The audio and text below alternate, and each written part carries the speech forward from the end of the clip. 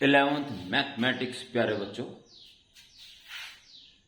11th maths में coordinate geometry में straight line, तीन स्ट्रेट लाइन कॉन्करेंट हो, अर्थात तीनों की तीनों एक ही पॉइंट से पास हो रही हो,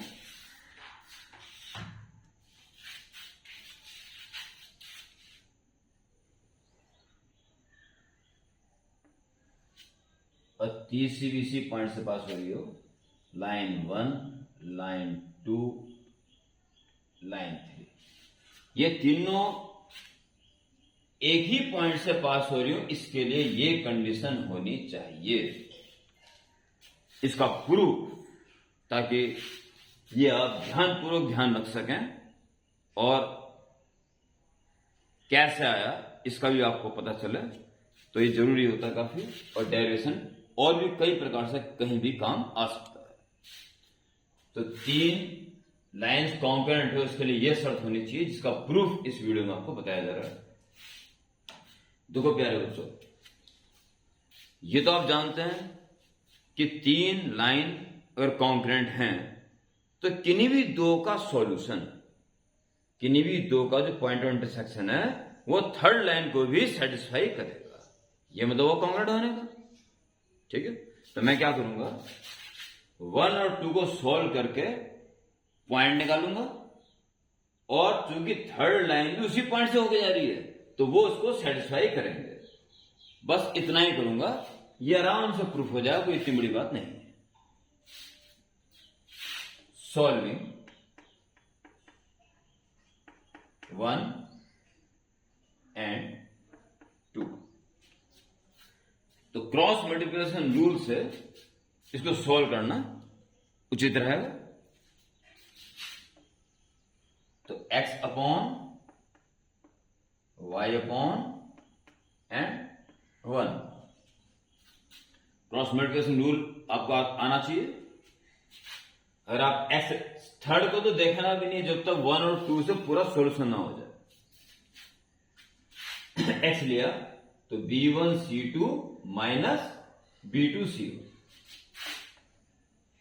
b1c2 माइनस b2c1। वह स्क्रीन चेक कर लो, कभी आउट तो नहीं हो रहा है। ठीक है जी, पूरा आ जाएगा b2c1। फिर जब y लेते हैं या तो माइनस साइन लगाते हैं या फिर एज वे उल्टा ले लेते हैं। ठीक है, तो a2c1 माइनस a1c2, मिडिल वाले पार्ट में या तो क्रॉस मल्टीप्लाई उल्टी ले लो या आगे माइनस लगा दो, उल्टा लेना ठीक रहता है। और जब कांस्टेंट 1 लोगे, a1b2 minus a2b,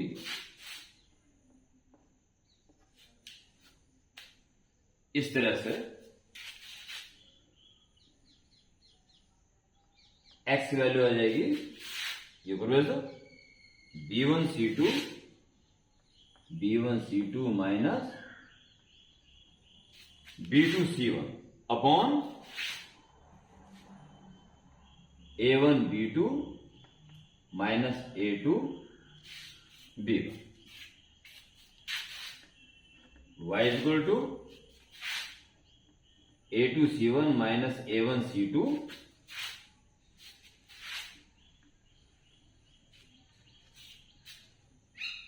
upon a1b2 minus a2b1, या ठीक है, ये पॉइंट आ गया। Since this point of intersection, since this point intersection is also like on third,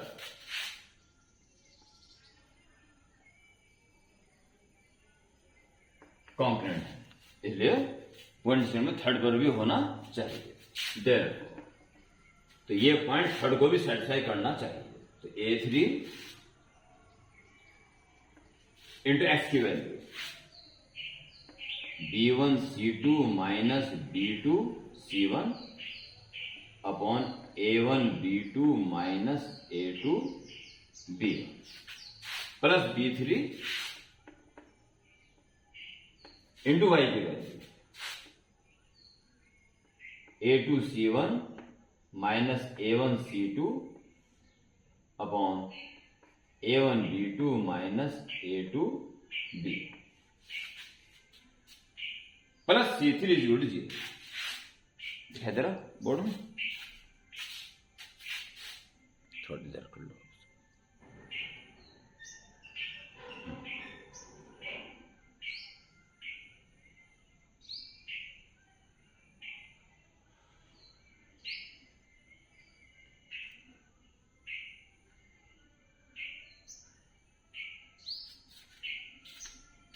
plus C3 is equal to 0। First और सेकंड के इंटरसेक्टिंग पॉइंट को third में रख दिया हमने, क्योंकि थर्ड लाइन भी उसी पॉइंट से होकर जा रही है। ये A1B2 माइनस A2B1 से इंटू कर दो सब में, तो यहां से बचेगा A3 into B1C2 minus B2C1। यहां से आप माइनस कॉमन ले लीजिए B3, तो हो जाएगा A1C2 minus A2C1, minus common क्यों ले 10 हो जाएगा, और प्लस C3 के इंटू में आ जाएगा A1B2 माइनस A2B, और इधर इंटू करोगे तो इधर 0 इस 0। ये फॉर्मेट जो बन रहा है डिटर्मिनेंट का फॉर्मेट बन रहा है, इसका एक्सप्रेशन B से माइनस आता है। It is determinant A3 B3 C3 A1 B1 C1 A2 B2 C2 is equal to 0। आप चेक कर सकते हो, A3 लोगे तो B1C2 माइनस B2C1, फिर मिडिल टर्म माइनस से लेते तो माइनस B3, तो A1C2 माइनस A2C1, और लास्ट में C3 के इंटू में A1B2 माइनस B2A1। ये पूरा जो आ रहा है इस डिटरमिनेंट की फॉर्म में आ रहा है। अब इसमें क्या करेंगे, जैसे कि आप इसकी प्रॉपर्टी से जानते हैं कि किन्हीं भी दो रोज को इंटरचेंज कर दें, साइन चेंज हो जाता है। जब आप इसको इंटरचेंज कर देंगे, A1 B1 C1 ऊपर आ गया और A3 B3 C3 नीचे आ गया। फर्स्ट एंड सेकंड रो को इंटरचेंज कर दिया और A2 B2 C2, ऐसा करने से साइन माइनस आएगा, इज इक्वल टू 0। 0 है तो भी माइनस लेने पे भी 0 रहेगा। दूसरा, अब इसको चेंज कर दो, R2 R3 को चेंज कर दो, ठीक है। ये स्क्रीन थोड़ा सा आउट हुआ, थोड़ा सा कॉपी कर लेना, ठीक है। वो तो हो गया, इवेंट कर दोगे फिर प्लस हो जाएगा। हाली इक्वल टू 0 है तो प्लस माइनस आने से कोई फर्क नहीं पड़ता। तो क्या ये कुल मिला के डिटरमिनेंट A1 B1 C1 ये चेंज हो गया, 2 2 2 ऊपर आया, 3 3 3 नीचे आ जाएगा। A2 B2 C2 और A3 B3 C3 इज 0। अगर आपको 3 लाइन और वे तीनों कॉन्करेंट हैं ये प्रूफ करना है या ये दे रखा है, तो आपको पहले उसको सही तरीके से लिखना पड़ेगा। पहले x का टर्म, फिर y का टर्म, फिर constant term is equal to 0 बनाना पड़ेगा।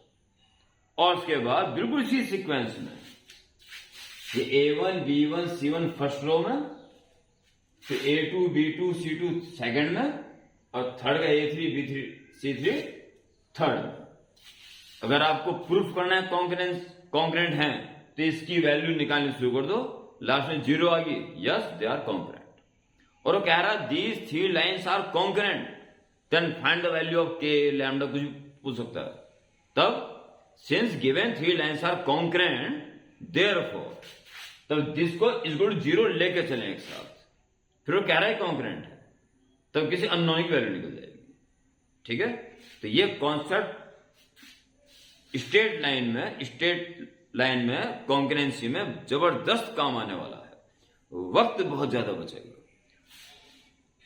बच्चों के मन में ये रहता है कि ये तो हो ही जाएगा, किन्हीं दो को सॉल्व कर लेंगे, थर्ड को सेटिस्फाई कर देंगे। सही सोचना है, पर कभी कभी ऐसे ऐसे नंबर आ जाते हैं कि सॉल्व करना ही बहुत भारी पड़ जाता है, पर इस मेथड से ज्यादा भारी पड़ने वाला वो नहीं है। ठीक है, ओके, वेरी इंपॉर्टेंट वीडियो है आपके लिए। ओके।